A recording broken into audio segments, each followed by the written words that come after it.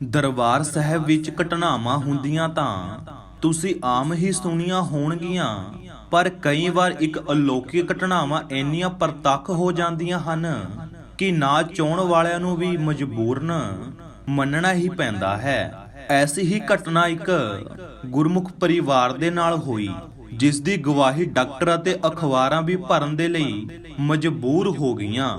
Rajasthan state ਦੇ ਇੱਕ ਪਿੰਡ ਦੇ ਵਿੱਚ ਇੱਕ ਗੁਰਸਿੱਖ ਪਰਿਵਾਰ ਰਹਿੰਦਾ ਸੀ, ਜਿਨ੍ਹਾਂ ਦੇ ਵਿੱਚ ਹਰਭਜਨ ਸਿੰਘ ਜੀ, ਉਹਨਾਂ ਦੀ ਪਤਨੀ ਅਤੇ ਉਹਨਾਂ ਦੇ ਮਾਤਾ-ਪਿਤਾ ਸਨ। ਹਰਭਜਨ ਸਿੰਘ ਜੀ ਰਾਜਸਥਾਨ ਦੇ ਵਿੱਚ ਤਕੜਾ ਬਿਜ਼ਨਸ ਕਰਦੇ ਸੀ ਅਤੇ ਉਹਨਾਂ ਦੀ ਕੁਝ ਸਮੇਂ ਪਹਿਲਾਂ ਹੀ ਵਿਆਹ ਹੋਇਆ ਸੀ। ਹਰਭਜਨ ਸਿੰਘ ਦੇ ਘਰ ਇੱਕ ਬੇਟੀ ਨੇ ਜਨਮ ਲਿਆ, ਜਿਸ ਨੂੰ ਦੇਖ ਕੇ ਅਜਿਹਾ ਬਿਲਕੁਲ ਵੀ ਨਹੀਂ ਲੱਗਦਾ ਸੀ ਕਿ ਉਹ ਇੱਕ ਅਬਨੋਰਮਲ ਬੱਚੀ ਹੈ ਜਾਂ ਉਸ ਬੱਚੀ ਵਿੱਚ ਕੋਈ ਕਮੀ ਹੋਵੇਗੀ। ਸਾਰਾ ਪਰਿਵਾਰ ਬਹੁਤ ਖੁਸ਼ ਸੀ ਤੇ ਉਹ ਬੱਚੀ ਸਾਰੇ ਪਰਿਵਾਰ ਦੀ ਲਾਡਲੀ ਬਣ ਗਈ। ਉਹ ਹਰ ਇੱਕ ਦਾ ਮਨ ਮੋਹ ਲੈਂਦੀ ਸੀ ਅਤੇ ਉਸ ਦੇ ਚਿਹਰੇ ਤੋਂ ਰੂਹਾਨੀਅਤ ਦੀ ਝਲਕ ਮਿਲਦੀ ਸੀ। ਪਰਿਵਾਰ ਦੇ ਸਾਰੇ ਮੈਂਬਰ ਉਸ ਨੂੰ ਲਾਡ ਕਰਦੇ ਸੀ ਅਤੇ ਚੁੱਕ-ਚੁੱਕ ਕੇ ਖਿਡਾਉਂਦੇ ਸੀ। ਸਮਾਂ ਬੀਤਦਾ ਗਿਆ ਤੇ ਹੁਣ ਬੱਚੀ ਦੀ ਉਮਰ 4 ਸਾਲ ਦੀ ਹੋ ਚੁੱਕੀ ਸੀ। ਉਹ ਸਾਰਾ ਪਰਿਵਾਰ ਉਸ ਬੱਚੀ ਦੇ ਲਈ ਬਹੁਤ ਹੀ ਪਰੇਸ਼ਾਨ ਹੋਣ ਲੱਗਾ। ਜਦੋਂ ਫਿਰ ਹਰਭਜਨ ਸਿੰਘ ਜੀ ਦੀ ਲੜਕੀ 4 ਸਾਲ ਦੀ ਹੋਈ ਤਾਂ ਸਾਰਾ ਪਰਿਵਾਰ ਉਸ ਬੇਟੀ ਦੇ ਲਈ ਬਹੁਤ ਹੀ ਪਰੇਸ਼ਾਨ ਰਹਿਣ ਲੱਗਿਆ। ਪਰਿਵਾਰ ਦੀ ਪਰੇਸ਼ਾਨੀ ਦੀ ਗੱਲ ਇਹ ਸੀ ਕਿ ਉਹ ਬੱਚੀ 4 ਸਾਲ ਦੀ ਹੋ ਚੁੱਕੀ ਸੀ, ਪਰ ਉਹ ਕੁਝ ਵੀ ਨਹੀਂ ਬੋਲਦੀ ਸੀ। ਫਿਰ ਪਰਿਵਾਰ ਦੇ ਮੈਂਬਰਾਂ ਨੇ ਬੱਚੀ ਨੂੰ ਕਿਸੇ ਵੱਡੇ ਡਾਕਟਰ ਨੂੰ ਦਿਖਾਇਆ। ਬੱਚੀ ਦੇ ਸਾਰੇ ਟੈਸਟ ਕਰਵਾਏ ਗਏ ਅਤੇ ਜੋ ਗੱਲ ਬਾਹਰ ਨਿਕਲ ਕੇ ਆਈ, ਜੋ ਟੈਸਟਾਂ ਦੇ ਵਿੱਚ ਆਇਆ, ਉਹ ਸਾਰੇ ਪਰਿਵਾਰ ਨੇ ਸੁਣ ਕੇ ਸਾਰਾ ਪਰਿਵਾਰ ਹੈਰਾਨੀ ਦੇ ਵਿੱਚ ਪੈ ਗਿਆ। ਡਾਕਟਰਾਂ ਨੇ ਦੱਸਿਆ ਕਿ ਬੱਚੀ ਦੇ ਬੋਲਣ ਦੇ ਪਿੱਛੇ ਇੱਕ ਕਾਰਨ ਹੈ ਕਿ ਬੱਚੀ ਸੁਣ ਵੀ ਨਹੀਂ ਸਕਦੀ। ਭਾਈ ਹਰਭਜਨ ਸਿੰਘ ਜੀ ਨੇ ਕਿਹਾ ਕਿ ਜੇਕਰ ਬੱਚੀ ਸੁਣਦੀ ਨਹੀਂ ਤਾਂ ਉਸ ਨੂੰ ਕੰਨ ਵਾਲੀ ਮਸ਼ੀਨ ਲਗਾ ਦਿਓ।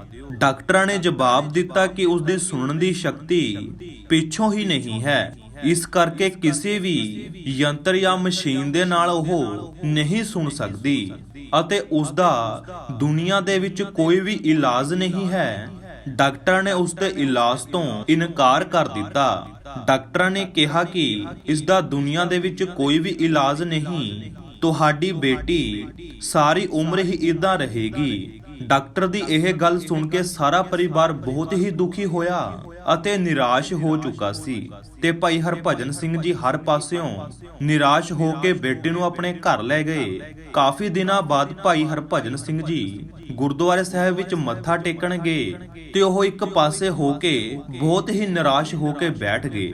ਉੱਥੇ ਦੇ ਗ੍ਰੰਥੀ ਸਿੰਘ ਨੇ ਉਹਨਾਂ ਦੇ ਦੁਖੀ ਹੋਣ ਦਾ ਕਾਰਨ ਪੁੱਛਿਆ ਤਾਂ ਭਾਈ ਸਾਹਿਬ ਨੇ ਗ੍ਰੰਥੀ ਸਿੰਘ ਨੂੰ ਦੱਸਿਆ ਕਿ ਗ੍ਰੰਥੀ ਸਿੰਘ ਜੀ ਹਰਭਜਨ ਸਿੰਘ ਜੀ ਦੀ ਸਾਰੀ ਗੱਲ ਸੁਣ ਕੇ ਕਹਿਣ ਲੱਗੇ ਕਿ ਤੁਸੀਂ ਆਪਣੇ ਘਰ ਸੁਖਮਨੀ ਸਾਹਿਬ ਜੀ ਦਾ ਪਾਠ ਕਰਵਾਓ ਕਿ ਗੁਰੂ ਸਾਹਿਬ ਸਤਿਗੁਰੂ ਮਹਾਰਾਜ ਸਭ ਕੁਝ ਠੀਕ ਕਰ ਦੇਣਗੇ। ਹਰਭਜਨ ਸਿੰਘ ਜੀ ਨੇ ਇੰਜ ਹੀ ਕੀਤਾ, ਪਰ ਪਾਠ ਕਰਵਾਉਣ ਤੋਂ ਬਾਅਦ ਵੀ ਕੁਝ ਨਾ ਹੋਇਆ ਤੇ ਉਹ ਹੁਣ ਜੀਵਨ ਤੋਂ ਨਿਰਾਸ਼ ਹੋ ਚੁੱਕੇ ਸਨ ਤੇ ਉਹਨਾਂ ਦਾ ਧਿਆਨ ਆਪਣੇ ਕੰਮ ਦੇ ਵਿੱਚ ਵੀ ਨਹੀਂ ਲੱਗ ਰਿਹਾ ਸੀ। ਇੱਕ ਦਿਨ ਜਿਹੜੇ ਗ੍ਰੰਥੀ ਸਿੰਘ ਨੇ ਉਹਨਾਂ ਨੂੰ ਸੁਖਮਨੀ ਸਾਹਿਬ ਦਾ ਪਾਠ ਕਰਵਾਉਣ ਦੇ ਲਈ ਕਿਹਾ ਸੀ, ਉਹ ਉਹਨਾਂ ਨੂੰ ਬਾਜ਼ਾਰ ਦੇ ਵਿੱਚ ਮਿਲੇ ਤਾਂ ਗ੍ਰੰਥੀ ਸਿੰਘ ਨੇ ਹਰਭਜਨ ਸਿੰਘ ਨੂੰ ਪੁੱਛਿਆ ਕਿ ਹੁਣ ਆਪ ਜੀ ਦੀ ਬੇਟੀ ਕਿਵੇਂ ਹੈ। ਹਰਭਜਨ ਸਿੰਘ ਜੀ ਨੇ ਮਾਯੂਸ ਹੋ ਕੇ ਕਿਹਾ, ਖਾਲਸਾ ਜੀ, ਪਤਾ ਨਹੀਂ ਸਾਡੇ ਨਾਲ ਕੀ ਹੋ ਰਿਹਾ ਹੈ, ਸਾਡੀ ਬੇਟੀ ਹਜੇ ਤੱਕ ਵੀ ਬੋਲਣ ਨਹੀਂ ਲੱਗੀ। ਹਰਭਜਨ ਸਿੰਘ ਜੀ ਕਹਿਣ ਲੱਗੇ, ਸਾਰਾ ਪਰਿਵਾਰ ਬਹੁਤ ਚਿੰਤਾ ਦੇ ਵਿੱਚ ਹੈ ਤੇ ਹਰਭਜਨ ਸਿੰਘ ਜੀ ਗ੍ਰੰਥੀ ਸਿੰਘ ਜੀ ਦੇ ਕੋਲ ਰੋਣ ਲੱਗ ਪਏ। ਗ੍ਰੰਥੀ ਸਿੰਘ ਨੇ ਕਿਹਾ, ਜਿਹੜਾ ਕੰਮ ਕਿਸੇ ਦੇ ਦਰ ਤੇ ਨਾ ਹੋਵੇ, ਜਿਹੜਾ ਕੰਮ ਕਿਤੇ ਨਾ ਹੋਵੇ, ਸ਼੍ਰੀ ਗੁਰੂ ਰਾਮਦਾਸ ਜੀ ਦੇ ਘਰ ਪ੍ਰਤੱਖ ਹੁੰਦੇ ਦੇਖੇ ਹਨ। ਗੁਰੂ ਰਾਮਦਾਸ ਜੀ ਦਾ ਅਜਿਹਾ ਦਰ ਹੈ ਜਿੱਥੇ ਦੁਖੀਆਂ ਤੋਂ ਦੁਖੀ ਸਾਰੇ ਰੋਗ ਕੱਟੇ ਜਾਂਦੇ ਹਨ। ਉਹ ਕਹਿਣ ਲੱਗੇ, ਭਾਈ ਹਰਭਜਨ ਸਿੰਘ ਜੀ, ਤੁਸੀਂ ਬੇਟੀ ਨੂੰ ਲੈ ਕੇ ਦਰਬਾਰ ਸਾਹਿਬ ਜਾਓ ਅਤੇ ਉੱਥੇ ਜਾ ਕੇ ਬੇਟੀ ਨੂੰ ਇਸ਼ਨਾਨ ਕਰਵਾ ਕੇ ਪਰਿਕਰਮਾ ਦੇ ਵਿੱਚ ਬੈਠ ਕੇ ਬੇਟੀ ਨਾਲ ਸੁਖਮਨੀ ਸਾਹਿਬ ਜੀ ਦਾ ਪਾਠ ਕਰੋ ਅਤੇ ਜਦੋਂ ਤੱਕ ਪਾਠ ਖਤਮ ਨਾ ਹੋਵੇ ਤੁਸੀਂ ਉੱਥੋਂ ਉੱਠਣਾ ਨਹੀਂ। ਪਾਠ ਸਮਾਪਤ ਕਰਕੇ ਹੀ ਉੱਥੋਂ ਉੱਠਣਾ ਹੈ ਤੇ ਫਿਰ ਗੁਰੂ ਚਰਨਾਂ ਦੇ ਵਿੱਚ ਬੇਟੇ ਦੀ ਅਰਦਾਸ ਬੇਨਤੀ ਕਰਨੀ ਹੈ। ਹਰਭਜਨ ਸਿੰਘ ਜੀ ਪਹਿਲਾਂ ਕਦੇ ਵੀ ਦਰਬਾਰ ਸਾਹਿਬ ਨਹੀਂ ਗਏ ਸਨ, ਪਰ ਉਹਨਾਂ ਦਾ ਗੁਰੂ ਚਰਨਾਂ ਦੇ ਨਾਲ ਬਹੁਤ ਹੀ ਪਿਆਰ ਸੀ। ਉਹ ਭਾਈ ਸਾਹਿਬ ਦਰਬਾਰ ਸਾਹਿਬ ਬੇਟੇ ਨੂੰ ਲੈ ਕੇ ਪਹੁੰਚ ਗਏ। ਜਿਵੇਂ ਗ੍ਰੰਥੀ ਸਿੰਘ ਜੀ ਨੇ ਦੱਸਿਆ ਸੀ, ਐਵੇਂ ਹੀ ਉਹ ਸ੍ਰੀ ਗੁਰੂ ਰਾਮਦਾਸ ਜੀ ਦੇ ਸਰੋਵਰ ਤੇ 2 ਵਜੇ ਬੇਟੇ ਨੂੰ ਇਸ਼ਨਾਨ ਕਰਵਾਇਆ ਤੇ ਫਿਰ ਆਪ ਇਸ਼ਨਾਨ ਕਰਕੇ ਤੇ ਫਿਰ ਉਹ ਪਰਿਕਰਮਾ ਦੇ ਵਿੱਚ ਬੈਠ ਗਏ ਅਤੇ ਆਪਣੀ ਬੇਟੀ ਨੂੰ ਆਪਣੀ ਗੋਦ ਦੇ ਵਿੱਚ ਬਿਠਾ ਕੇ ਸੁਖਮਨੀ ਸਾਹਿਬ ਜੀ ਦਾ ਪਾਠ ਕਰਦੇ ਰਹੇ ਤੇ ਬੇਟੀ ਸੁਣਦੀ ਰਹੀ। ਭਾਈ ਸਾਹਿਬ ਜੀ ਇਕਾਗਰ ਚਿੱਤ ਹੋ ਕੇ ਪਾਠ ਕਰਦੇ ਰਹੇ, ਬੇਟੀ ਨੂੰ ਵੀ ਤੱਕਦੇ ਰਹੇ। ਪਾਠ ਦੇ ਦੌਰਾਨ 1-2 ਵਾਰ ਭਾਈ ਸਾਹਿਬ ਜੀ ਦੀ ਬੇਟੀ ਨੇ ਆਂਦੀਆਂ ਆਵਾਜ਼ਾਂ ਕੀਤੀਆਂ, ਜਿਵੇਂ ਬੱਚੇ ਕਰਦੇ ਹਨ ਉਵੇਂ ਹੀ ਕਰਦੀ ਰਹੀ। ਪਰ ਭਾਈ ਸਾਹਿਬ ਇਕਾਗਰਤ ਹੋ ਕੇ ਪਾਠ ਕਰਦੇ ਰਹੇ। ਫਿਰ ਪਾਠ ਕਰਨ ਦੇ ਵਿਚਕਾਰ ਗੁਰੂ ਘਰ ਦੇ ਸੇਵਾਦਾਰ ਸਫਾਈ ਕਰਨ ਦੇ ਲਈ ਸੰਗਤਾਂ ਨੂੰ ਪਰਿਕਰਮਾ ਵਿੱਚੋਂ ਉਠਾਣ ਲੱਗੇ ਅਤੇ ਫਰਸ਼ ਤੇ ਪਾਣੀ ਮਾਰ ਕੇ ਸਫਾਈ ਕਰਨ ਲੱਗੇ। ਉਹਨਾਂ ਨੇ ਭਾਈ ਸਾਹਿਬ ਜੀ ਨੂੰ ਉੱਠਣ ਦੇ ਲਈ ਕਿਹਾ, ਪਰ ਭਾਈ ਸਾਹਿਬ ਜੀ ਉੱਥੋਂ ਨਾ ਉੱਠੇ ਅਤੇ ਇਕਾਗਰ ਚਿੱਤ ਹੋ ਕੇ ਪਾਠ ਕਰਦੇ ਰਹੇ। ਭਾਈ ਸਾਹਿਬ ਜੀ ਦੇ ਸਾਰੇ ਕੱਪੜੇ ਪਾਣੀ ਦੇ ਨਾਲ ਗਿੱਲੇ ਹੋ ਗਏ, ਪਰ ਉਹਨਾਂ ਨੇ ਪਾਠ ਕਰਨਾ ਨਾ ਛੱਡਿਆ।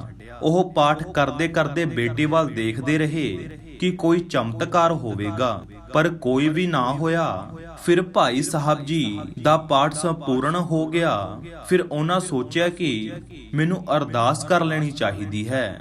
ਉਹਨਾਂ ਨੇ ਫਿਰ ਅਰਦਾਸ ਕੀਤੀ, ਪਰ ਫਿਰ ਵੀ ਉਹਨਾਂ ਦੀ ਬੱਚੀ ਨਹੀਂ ਬੋਲਣ ਲੱਗੀ ਤੇ ਫਿਰ ਉਹਨਾਂ ਨੇ ਸੋਚਿਆ ਕਿ ਮੈਨੂੰ ਅੰਦਰ ਜਾ ਕੇ ਬੱਚੀ ਦਾ ਮੱਥਾ ਟਿਕਾਉਣਾ ਚਾਹੀਦਾ ਹੈ ਤੇ ਫਿਰ ਉਹਨਾਂ ਨੇ ਅੰਦਰ ਜਾ ਕੇ ਬੱਚੀ ਨੂੰ ਮੱਥਾ ਟਿਕਾਇਆ। ਪਰ ਜਿਹੋ ਜਿਹੇ ਚਮਤਕਾਰ ਦੀ ਉਹਨਾਂ ਨੇ ਕਲਪਨਾ ਕੀਤੀ ਸੀ, ਅਜਿਹਾ ਕੁਝ ਵੀ ਨਾ ਹੋਇਆ। ਇਹ ਸਭ ਕੁਝ ਦੇਖ ਕੇ ਭਾਈ ਹਰਭਜਨ ਸਿੰਘ ਜੀ ਬਹੁਤ ਹੀ ਨਿਰਾਸ਼ ਹੋ ਗਏ ਕਿ ਬੱਚੀ ਇੱਥੇ ਵੀ ਆ ਕੇ ਬੋਲਣ ਨਾ ਲੱਗੀ। ਫਿਰ ਭਾਈ ਹਰਭਜਨ ਸਿੰਘ ਜੀ ਵਾਪਿਸ ਰਾਜਸਥਾਨ ਆ ਗਏ।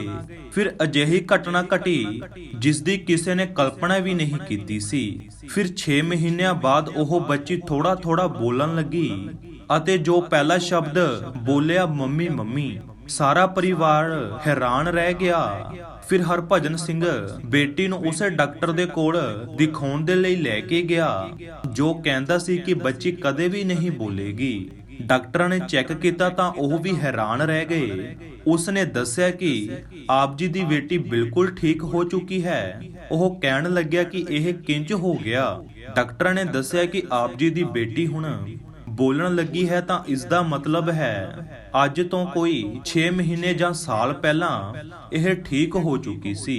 ਇਹ ਬੜੀ ਹੈਰਾਨੀ ਦੀ ਗੱਲ ਹੈ ਕਿ ਜੋ ਰਿਪੋਰਟਾਂ ਦੇ ਵਿੱਚ ਪਹਿਲਾਂ ਸੀ ਉਸ ਦੇ ਬਿਲਕੁਲ ਉਲਟ ਰਿਪੋਰਟਾਂ ਦੇ ਵਿੱਚ ਹੁਣ ਆਇਆ ਤੇ ਇਸ ਦੇ ਕੰਮ ਬਿਲਕੁਲ ਠੀਕ ਹੋ ਚੁੱਕੇ ਹਨ। ਇਸ ਕਰਕੇ ਇਹ ਗੱਲਾਂ ਤੁਹਾਡੀਆਂ ਪਿਛਲੇ 6 ਮਹੀਨੇ ਤੋਂ ਸੁਣ ਰਹੀ ਹੈ। ਇਹ ਗੱਲਾਂ ਤੁਹਾਡੀਆਂ ਤੇ ਤੁਹਾਡੇ ਮੂੰਹ ਦੇ ਐਕਸਪ੍ਰੈਸ਼ਨ ਤੋਂ ਕੈਚ ਕਰੇਗੀ, ਜਿਸ ਦੇ ਕਾਰਨ ਇਸ ਨੂੰ ਬੋਲਣ ਦੀ ਸਮਝ ਆਈ ਹੈ ਤੇ ਇਹਨੇ ਬੋਲਣਾ ਸਟਾਰਟ ਕਰੇਗੀ। ਇਹ ਸਾਰੀ ਗੱਲ ਸੁਣ ਕੇ ਭਾਈ ਹਰਭਜਨ ਸਿੰਘ ਜੀ ਨੂੰ ਸਮਝ ਆ ਗਈ ਕਿ ਮੇਰੀ ਬੇਟੀ ਦਾ ਉਦੋਂ ਹੀ ਸਹੀ ਹੋ ਗਈ ਸੀ ਜਦੋਂ ਦਰਬਾਰ ਸਾਹਿਬ ਮੱਥਾ ਟੇਕਣ ਗਏ ਸਨ। ਪਰ ਉਹਨਾਂ ਨੂੰ ਇਹ ਪਤਾ ਚੱਲ ਗਿਆ ਸੀ ਕਿ ਉਹ ਹੀ ਇਹ ਗੱਲ ਸਮਝ ਨਾ ਪਾਏ ਤੇ ਉਹ ਫਿਰ ਆਪਣੀ ਬੇਟੀ ਨੂੰ ਲੈ ਕੇ ਦਰਬਾਰ ਸਾਹਿਬ ਮੱਥਾ ਟੇਕਣ ਆਏ, ਗੁਰੂ ਸਾਹਿਬ ਜੀ ਦਾ ਸ਼ੁਕਰਾਨਾ ਕੀਤਾ। ਇਸ ਤਰ੍ਹਾਂ ਦੇ ਵੀਡੀਓ ਦੇਖਣ ਦੇ ਲਈ ਸਾਡੇ ਚੈਨਲ ਨੂੰ ਸਬਸਕ੍ਰਾਈਬ ਕਰ ਲਵੋ ਤੇ ਵੀਡੀਓ ਨੂੰ ਵੱਧ ਤੋਂ ਵੱਧ ਸ਼ੇਅਰ ਜ਼ਰੂਰ ਕਰਿਓ। ਨਵੀਂ ਵੀਡੀਓ ਲੈ ਕੇ ਜਲਦੀ ਹੀ ਆਵਾਂਗੇ। ਉਦੋਂ ਤੱਕ ਦੇ ਲਈ ਵਾਹਿਗੁਰੂ ਜੀ ਕਾ ਖਾਲਸਾ, ਵਾਹਿਗੁਰੂ ਜੀ ਕੀ ਫਤਿਹ।